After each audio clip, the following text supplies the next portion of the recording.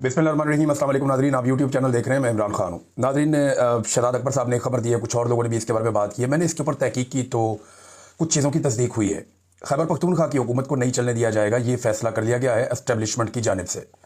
और अब वो सुहेल अफरीदी को नाकाम करेंगे, पूरी कोशिश करेंगे। या तो सुहेल अफरीदी को उनकी शराइत पे या उनकी बात पे आना पड़ेगा, या फिर वो हर कोशिश करते हुए सुहेल अफरीदी को नाकाम बनाएंगे। इमरान खान साहब से उनकी मुलाकात भी नहीं करवाई जा रही, हो सकता है आने वाले दिनों में करवा दी जाए, क्योंकि डे बाई डे चीज़ें तब्दील होंगी और चीज़ें जो है वो इस तरफ से इस तरफ जाएंगी और कुछ नई हिकमत अमली भी बनेगी। लेकिन खैबर पख्तूनख्वा में पाकिस्तान तहरीक इंसाफ को जो कुछ थोड़ी ऑक्सीजन मिली है एक बड़ी तब्दीली के बाद, वो थोड़े दिनों में जैसे जैसे चीज़ें डाउन होंगी तो मायूसी फैलाई जाएगी और खैबर पख्तूनख्वा के हालात को डेलिबरेटली ख़राब किया जाएगा और इस तरह की सूरत हाल बना दी जाएगी कि वहाँ पर कोई एमरजेंसी लगा दी जाए या कोई और सूरत हाल डिक्लेयर कर दी जाए, लोगों में मायूसी फैला दी जाए, तो दहशतगर्दी के वाक़यात भी हो सकते हैं। अब खैबर पख्तूनख्वा देखें, पुरअमन खैबर पख्तूनख्वा, जहाँ पे हालात बहुत अच्छे हों, लोग खुशहाल हों, वो कभी भी ऐसे ताजरों को या बिजनेसमैन को पसंद नहीं है या ऐसे बैरूनी आकाओं को पसंद नहीं है ऐसा खैबर पख्तूनख्वा जहाँ से आपको मादनियात ले जाने में मुश्किल पेश है। याद रखिए कि अफ्रीका के अंदर बड़ा लंबा अरसा खाना जंगी लगी रही, बहुत बुरे हालात रहे अफ्रीका में, और उसकी जो सबसे बड़ी वजह थी वो अफ्रीका के मादनी वसाइल थे। जब तक जो दीगर मगरबी ममालिक हैं वो अफ्रीका से मादनियात उठाते रहे, तब तक कभी अफ्रीका में अमन नहीं हो सका। अफ्रीका के मुख्तलिफ कबीले, गिरोह, लोग, मुल्क आपस में लड़ते ही रहे और एक खाना जंगी वहाँ पे लगा कर रखी गई। मेरे कुछ बड़े करीबी लोग हैं, वो कॉन्गो में रहे जहाँ पे सोना निकाला जाता था, तो वो ये बताते थे कि हर 100 किलोमीटर के बाद एक नया सिस्टम शुरू हो जाता था और एक खाना जंगी लगी हुई थी वहाँ पे और बहुत बुरे हालात थे वहाँ पे। लेकिन जो भी वहाँ पे मगरबी लोग आते थे उनको कोई नहीं छेड़ता था, वो हर एरिया से बड़ा स्मूथली गुजर जाते थे। अब यही बात आप देखें ना बलूचिस्तान में है, बलूचिस्तान में किसी को भी अमान नहीं है सवाए उन लोगों के जो वहाँ से मादनियात ले जाते हैं, उन्हें कोई कुछ नहीं कहता क्योंकि वो सबको उनका हिस्सा देते हैं। तो इसी तरह खैबर पख्तूनख्वा अगर पुरअमन होगा तो ये मादनियात फिर कैसे बड़े आराम से उठा के वहाँ से निकाली जाएंगी, ये सवाल बार बार लोग उठाते हैं और ये जायज़ उठाते हैं क्योंकि हमने दुनिया में ऐसे मॉडल्स देखे। और अब शहजाद अकबर साहब हों या जो हुकूमती टाउट्स हों या बहुत सारे और लोग हैं, वो ये बार बार इशारा दे रहे हैं कि खैबर पख्तूनख्वा में हालात ख़राब होने जा रहे हैं। लेकिन उससे पहले सुहेल अफरीदी के लिए एक बहुत बड़ा चैलेंज है, वो मैं आपको बताता हूँ वो अब क्या है। एक नया चैलेंज खड़ा हो गया, लेकिन एक अच्छा ऐलान किया सुहेल अफरीदी ने। उसने हुक्म जारी किया कि आइंदा सरकारी इश्तिहार में या किसी भी सरकारी जो पब्लिसिटी है उसके अंदर किसी सियासी शख्सियत की तस्वीर नहीं लगेगी। ज़बरदस्त है, यानी पैसा जब आवाम का है तो आप इश्तिहार छापें और इन्फॉर्मेशन दें। ये अपनी शक्लें लगाना ये कोई मुनासिब बात तो नहीं है। अब पंजाब के अंदर चले जाएँ, वफाक में चले जाएँ, सिंध में चले जाएँ, पूरे पूरे टब्बर की तस्वीरें लगा देते हैं। इनका बस नहीं चलता कि जो ख़ानदान में नए बच्चे पैदा हुए उनकी फ़ोटो भी लगा दें अखबारात में आवाम के पैसों से। तो यहाँ तो पंजाब में तो एक फ़ोटो कर दी जा रही है, हर तरफ एक मुंह है वो चिपका दिया जाता है। कभी उस मुंह के साथ ट्रंप को जोड़ देते हैं, कभी फील्ड मार्शल को जोड़ देते हैं, कभी नवाज शरीफ को जोड़ देते हैं, कभी किसी और को जोड़ देते हैं। तो एक अजीबोगरीब किस्म की सूरत हाल पंजाब के अंदर हम देखते हैं, एक फोटोगर्दी चल रही है। लेकिन ये बड़ा अच्छा कदम है सुहेल अफरीदी ने उठाया कि किसी बाप का माल नहीं, आवाम का माल है। तो जो इश्तिहारात जारी करने हैं उनमें सिर्फ पैगाम होना चाहिए, किसी की पब्लिसिटी नहीं होनी चाहिए। इस पर अदालती फैसले माजी में मौजूद है, लेकिन इसके बावजूद लोगों ने बड़ा गंद मारा। ये गंडापुर साहब भी जब इनके इश्तिहारात लगते थे तो गंडापुर का भी शक्ल लगा हुआ होता था, जो नामुनासिब नहीं होना चाहिए था। हत्ता कि 14 अगस्त पे जो इश्तिहारात दिए गए उनमें कायदे आज़म का फोटो इन्होंने निकाल दिया अपने फोटो पूरे करने के चक्कर में। कायदे आज़म की जगह ही नहीं बीच में बन रही थी, अल्लामा इकबाल की जो मुफक्किर पाकिस्तान है उनकी भी जगह बीच में नहीं बन रही थी। ये इनके हालात हैं। अब बात करते हैं कि सुहेल अफरीदी को कौन सा बड़ा चैलेंज दरपेश है। ये बहुत इंपॉर्टेंट चीज़ है। इमरान खान साहब को कैद तन्हाई में डाल दिया गया, अब उनकी मुलाकातें कोई नहीं होनी क्योंकि मुलाकात वाला दिन था, पता चला फिर नहीं मिलने दिया। 7 महीने हो गए इमरान खान साहब की मुलाकातों पर पाबंदी है। अब आप कहेंगे ये जो इमरान खान की बातें बाहर आ रही हैं या जो लोग मिलते हैं वो कैसे, तो वो इमरान खान साहब के ऊपर जेल में एक ट्रायल किया जा रहा है और उस ट्रायल को कानूनी तौर पे ये बाउंड है कि उस ट्रायल के अंदर कोई ना कोई जर्नलिस्ट, वकला या इमरान खान साहब की फैमिली का कोई मेंबर उसको उस ट्रायल के दौरान मौजूद होना चाहिए और जो उसके साथ दीगर मुजरिम है उनको भी वहाँ मौजूद होना चाहिए। तो ये ट्रायल जो है इस दौरान में मौका मिल जाता है इमरान खान साहब की बात सुनने का, बात करने का या उनका पैगाम बाहर आने का। ये तोशाखाना 2 का ट्रायल चल रहा है। अब तोशाखाना का जो 2 का ट्रायल है उसमें फैसला देने की बजाय उसको लंबा लटका दिया गया, अगली तारीख डाल दी गई 29 अक्टूबर की। वजह क्या है ये जरा समझिए आप। तोशाखाना 2 के ट्रायल के अंदर कुछ गवाहान जो हैं वो झूठे साबित हो गए अदालत में। जब गवाह झूठा साबित हो जाए ना, और ये वो मेन गवाहान हैं जिनकी गवाही के ऊपर ये केस खड़ा था, अब जब वो गवाह झूठे साबित हो गए ना तो मुसीबत ये पड़ गई कि केस को इमरान खान के खिलाफ कैसे ले जाएं। फैसला देना तो कोई मसला नहीं है, फैसला तो लिखा लिखा आ जाएगा, वो जज पढ़ देगा वहां बैठ के, सजा भी हो जाएगी इमरान खान को। लेकिन पूरी दुनिया में पाकिस्तान का पहले ही मजाक उड़ा हुआ है और इमरान खान साहब के हर मुकदमे का जो फैसला है वो इमरान खान साहब की पार्टी उठाती है और आलमी फोरम्स के ऊपर भी ले जाती है कि जनाब ये भी पढ़ दें, ये इमरान खान के खिलाफ फैसला है और ये गवाहों की हालत है। तो पाकिस्तान की अदलिया का मजाक बन रहा है, नंबर एक। नंबर दो, ये फैसला किसी भी बड़ी अदालत में टिकेगा नहीं। अव्वल तो बड़ी अदालत में इस्लामाबाद हाई कोर्ट में इस वक्त जस्टिस सरफराज डोगर बैठे हैं। जब से वो आए इमरान खान साहब के लिए इंसाफ नापैद हो गया। उन्हें तो इंसाफ अब मिल ही नहीं रहा इमरान खान साहब को, क्योंकि जस्टिस डोगर साहब आकर बैठ गए। उनको लाहौर से लाया ही इस काम के लिए गया था 15वें नंबर से उठा के कि इनको ले जाओ, ले जाके इस्लामाबाद हाई कोर्ट का चीफ जस्टिस बना दो, जो इनको कहेंगे वो करेंगे, और वो कर भी रहे। इमरान खान साहब का केस वो लगने नहीं देते, लेकिन इसके बावजूद जब भी केस लगेगा झूठे गवाहान की बुनियाद पर केस ठहर नहीं पाएगा, ये बेड़ा गर्क हो जाएगा। और वक्त जब बदलता है तो फिर पाकिस्तान तहरीक इंसाफ को मौका मिलेगा, वो जुडिशरी की इन कार्रवाइयों के खिलाफ अपील्स में भी जाएंगे और हालात तब्दील भी होंगे। तो अब एक ऐसे केस में जहां पे गवाही झूठे साबित हो गए, इमरान खान के खिलाफ फैसला कैसे सुना, ये सवाल भी खड़ा है।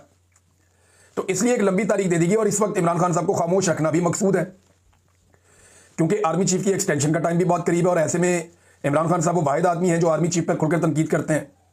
लिहाजा अगर इमरान खान ने आर्मी चीफ पर खुलकर तनकीद की और आर्मी चीफ की जो एक्सटेंशन है उसके लिए कोई रुकावट बनी तो ये प्रॉब्लम है ना।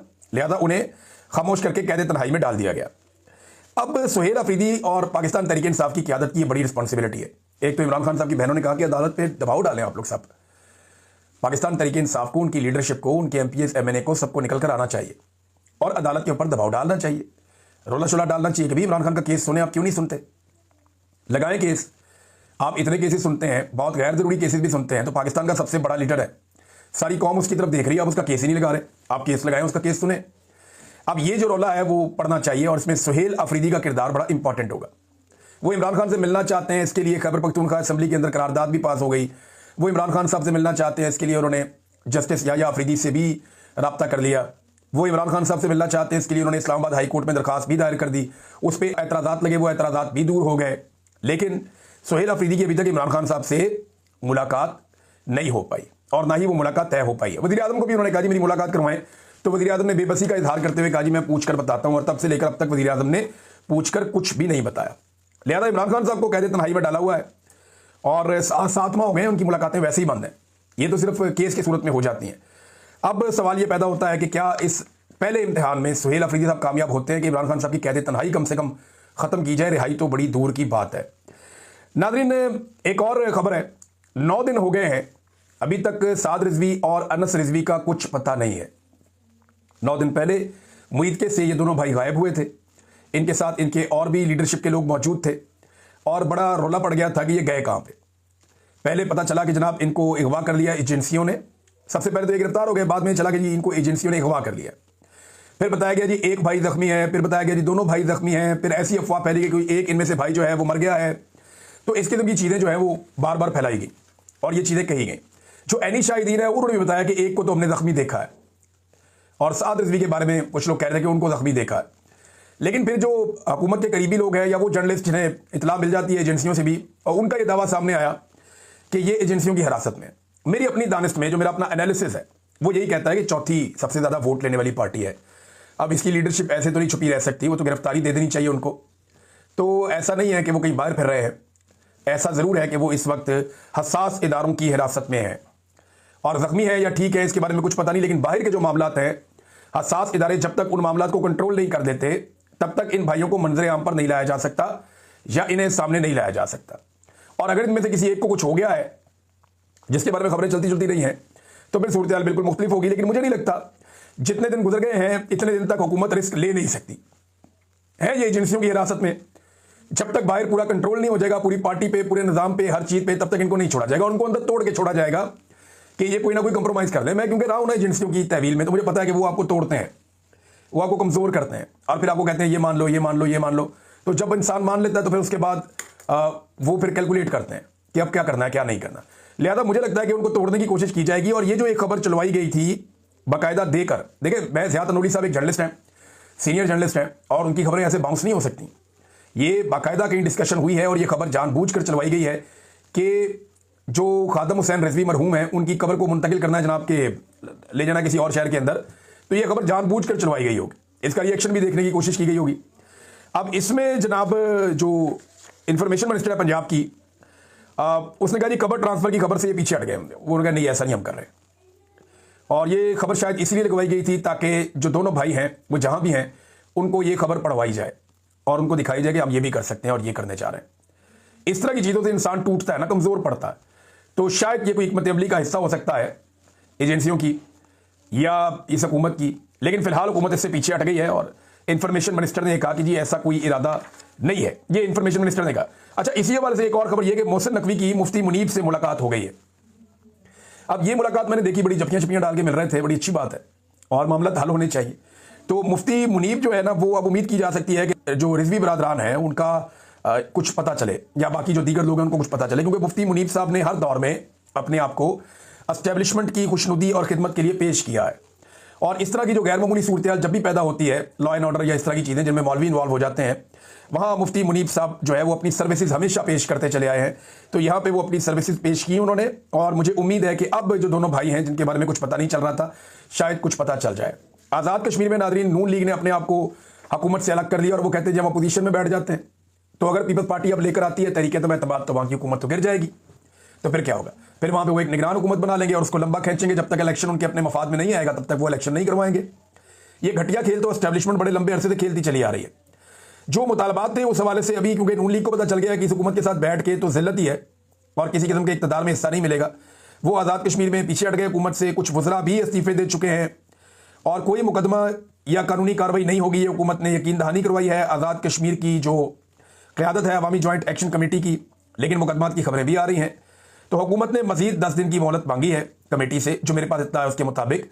और उन्होंने कहा जी कि हमारी जो अगली मीटिंग होगी इस महीने के बिल्कुल आखिर में, अक्टूबर के, तब तक तमाम मुतालबात आपके मुकम्मल हो चुके होंगे। अब जो मुज़ाकरात है उनको 3 हफ्ते गुजर गए हैं और अब पीछे जो है वो 10 दिन मजीद मांगे उन्होंने कि ठीक है जी हम तमाम मुतालबात आपके मंजूर कर लेते हैं। तो ये कश्मीरियों की जिद्दोजहद का नतीजा है, उनकी हिम्मत का नतीजा है, उनकी अवामी ताकत का नतीजा है कि उन्होंने पाकिस्तान की जालिमाना एस्टेब्लिशमेंट और रियासती पॉलिसियों के बावजूद अपने जायज़ मुतालबात मनवा लिए हैं। नाज़रीन, पाकिस्तान तहरीक इंसाफ ने तहरीक तहफ़्फ़ुज़ आईन पाकिस्तान के तहत जो है वो पाकिस्तान भर में जलसों का ऐलान कर दिया। कोयटा के अंदर भी ये कह रहे हैं जी हमें इजाज़त दी जाए, बाकी जगहों पर भी दी जाए। तो अब हम जलसे करना चाहते हैं पूरे पाकिस्तान में। देखना यह है कि मौजूदा रजीम इसके लिए अलाउ करता है नहीं करता, क्योंकि जलसों में हर तरह की बातें होती हैं। मेरे ख्याल में शर्त यह रखी जाएगी एस्टेब्लिशमेंट की जानिब से कि आप एक्सटेंशन के रास्ते में रुकावट ना डालें, जितने मर्जी आपने जलसे करने आप कर लें। अब और नॉर्मली यही होती है एस्टेब्लिशमेंट की, और क्या होती है बेचारों की। 26वीं आईनी तरमीम का नाज़रीन 1 साल मुकम्मल हो गया और ये पहली सालगिरह है 26वीं आईनी तरमीम की। तो इस पर हम जरा देख लेते हैं कि इस तरमीम ने पाकिस्तान में किया क्या। नंबर 1 तो अपनी मर्जी के जजेस तैनात किए गए। इस तरमीम के बाद सियासी जजेस आए, फिर अपनी मर्जी का चीफ जस्टिस लाया गया, जिनका हक था उन्हें नहीं आने दिया गया, अपनी मर्जी के बंदे ले आए। दूसरी अदालतों से जजों की ट्रांसफ़र की गई, आईनी बेंच में अपनी मनपसंद जजेस बनाए गए और बेंचेस पर सियासी कंट्रोल हो गया। हुकूमत कंट्रोल करेगी बेंच में कौन होगा। अदलिया को एक मातहत इदारा बना दिया गया, मखसूस नशिस्तों को माले गनीमत बना के बांट दिया गया 26वीं आईनी तरमीम के बाद। फौजी अदालतों में सिविलियंस के ट्रायल का एक स्या फैसला वो भी अदालत से दिया गया। इलेक्शन धांधली का जो मुकदमा है या केस है उसको दबा लिया गया। इंसानी हकूक के जो मामलात हैं जिनको उठाया गया उन्हें भी दबा लिया गया। धांधली के मुकदमा जो मामलात हैं केसेज हैं वो तकरीबन रुक गए सारे, वरना इस्लामाबाद तो बिल्कुल फैसले के दहाने पे पहुंचा हुआ था। जजेस जो आज़ाद हैसियत में काम करना चाहते हैं उनको दबाया गया पूरी कोशिश करके। सुप्रीम जुडिशल काउंसिल पर भी कंट्रोल कर लिया गया, जजेस कमेटी पर भी कंट्रोल कर लिया गया और एक्सटेंशन के रास्ते की रुकावटें भी ख़त्म कर दी गई। यह है नाज़रीन जो 1 साल में 26वीं आईनी तरमीम ने किया। और अभी 27वीं आईनी तरमीम आएगी तो आप इससे ज़्यादा पाकिस्तान में गंद पड़ता हुआ देखेंगे। एक और नाज़रीन चीज़ मैं आपको पढ़ के सुनाना चाहता हूँ।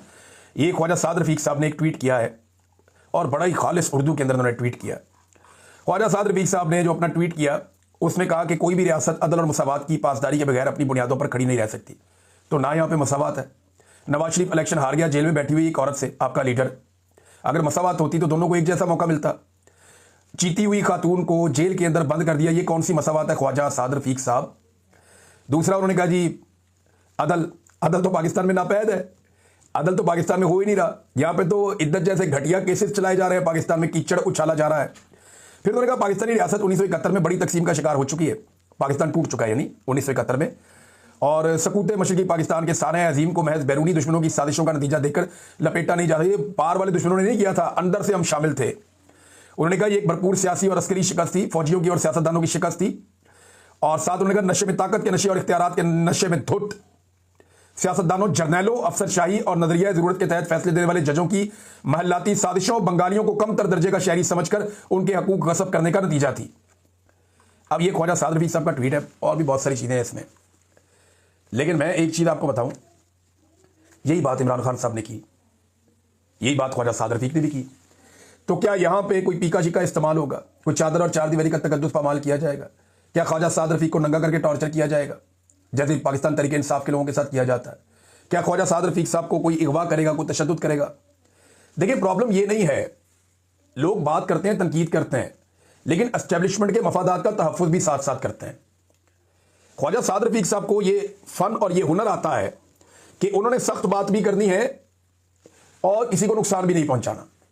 यानी एस्टेब्लिशमेंट को, जिन्होंने पाकिस्तान का बेड़ा गर्क कर दिया, उनको नुकसान ना पहुंचे किसी तरह, लेकिन मैं अपनी बात भी करके अपना रिकॉर्ड सीधा कर दूं।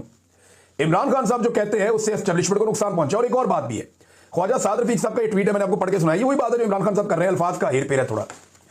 ख्वाजा साद रफीक साहब बात करते हैं ना, तो इसका इंपैक्ट नहीं आ रहा।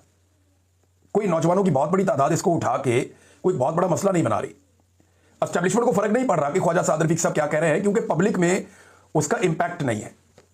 हाँ, जो इमरान खान कह रहा है उसका पब्लिक में इंपैक्ट है, इसलिए एस्टेब्लिशमेंट को बहुत तकलीफ है कि जब वो कहता है कि याया खान ने, और साद रफीक साहब ने वैसे किसी का नाम भी नहीं लिया, लेकिन उन्होंने इदारों का और इस तरह नाम लिया कि जर्नैल, सियासतदान, जजेस और ये सारे ब्यूरोक्रेसी, इन्होंने मिल के पाकिस्तान को तोड़ा है और ये जिम्मेदार है उस सारे के लिए। हम किसी और पे इल्ज़ाम नहीं धर सकते। तो ख्वाजा साद रफीक साहब ने ये ट्वीट क्यों किया? पिछले दिनों भी उन्होंने एक ट्वीट किया था, वो बार बार ये साबित करना चाहते हैं कि उनके अंदर जमहूरियत जिंदा है।